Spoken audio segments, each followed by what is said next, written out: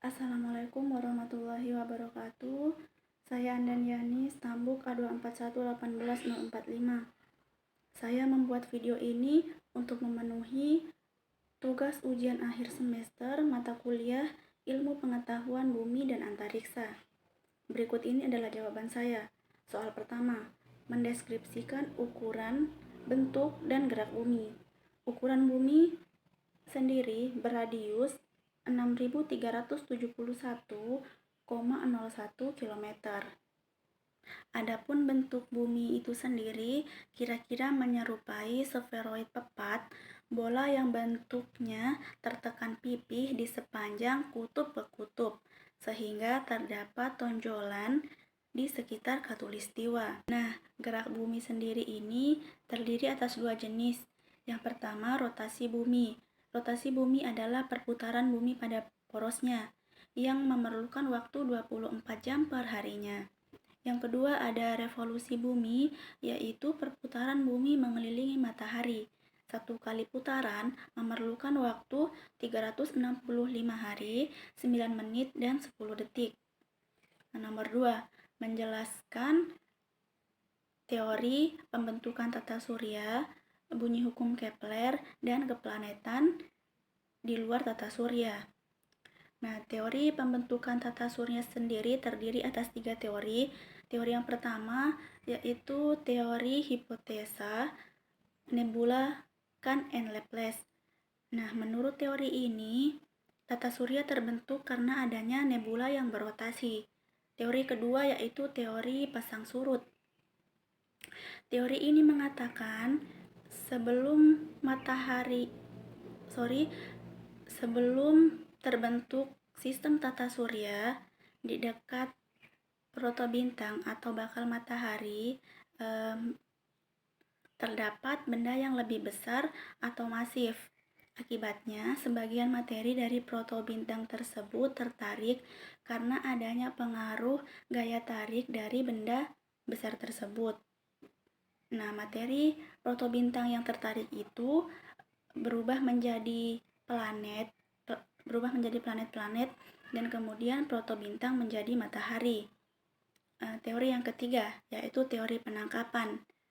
Teori ini menjelaskan bahwa awal tata surya terbentuk karena adanya interaksi dari matahari dan protobintang atau calon bintang. Bunyi hukum Kepler. Hukum Kepler 1 berbunyi, lintasan yang ditempuh planet mengelilingi matahari berbentuk elips, di mana matahari terletak pada salah satu fokusnya. Hukum Kepler 2 berbunyi, luas daerah yang disapu oleh garis antara matahari dengan planet adalah sama untuk setiap periode waktunya. Hukum Kepler 3 berbunyi, kuadrat waktu yang diperlukan planet untuk menyelesaikan satu kali orbit adalah sebanding dengan pangkat 3 jarak rata-rata planet dari matahari. Keplanetan di luar tata surya. Keplanetan di luar tata surya disebut juga eksoplanet atau lebih lengkap disebut ekstrasurya. Nah, sampai tanggal 1 November 2020 terdapat 4.370 planet terkonfirmasi di dalam 3.230 sistem keplanetan. Soal nomor 3, menjelaskan gerakan fase-fase bulan dan gaya pasang surut. Nah, gerakan bulan sendiri terdiri atas 3, yaitu yang pertama, rotasi bulan. Rotasi bulan ini adalah pergerakan bulan berputar pada porosnya. Yang kedua, revolusi bulan. Revolusi bulan adalah pergerakan bulan mengelilingi bumi. Dan yang ketiga, bersama-sama dengan bumi mengelilingi matahari. Kemudian fase-fase bulan terdiri atas beberapa fase. Yang pertama yaitu fase bulan mati atau disebut bulan baru. Terus fase bulan sabit, bentuknya seperti sabit. Kemudian fase bulan separuh. 4. Fase bulan bungkuk atau bulan cekung, dan yang kelima fase bulan purnama. Selanjutnya adalah gaya pasang surut.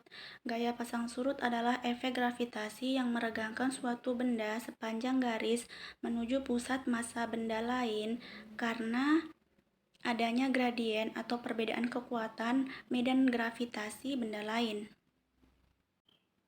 Soal nomor 4. Menjelaskan tentang konsep bintang dan galaksi. Nah, bintang ini adalah benda langit yang bercahaya yang terbuat dari gas yang sangat panas.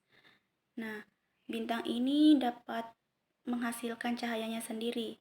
Jadi dia itu berbeda dengan bulan karena bulan hanya bisa memantulkan cahaya.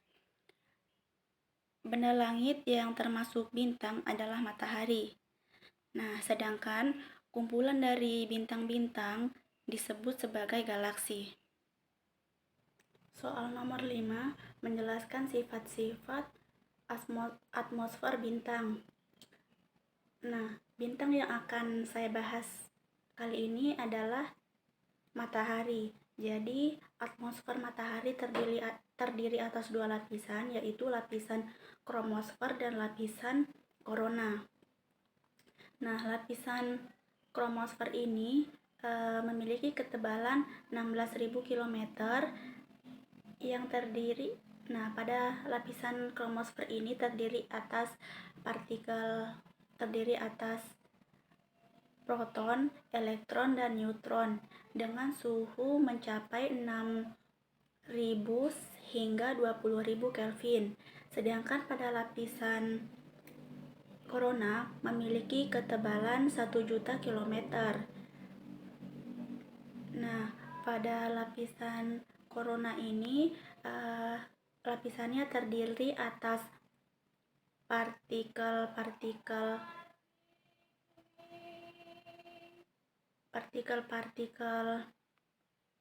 seperti zat kapur, argon, dan lain sebagainya. Nah, lapisan korona ini bisa diamati setiap saat menggunakan teleskop, sedangkan lapisan dari kromosfer hanya bisa diamati oleh manusia saat terjadi gerhana matahari total. Soal nomor 6 menjelaskan konsep astrofisika. Astrofisika adalah bidang ilmu yang mempelajari sifat-sifat fisika fenomena dan objek astronomi di jagat raya.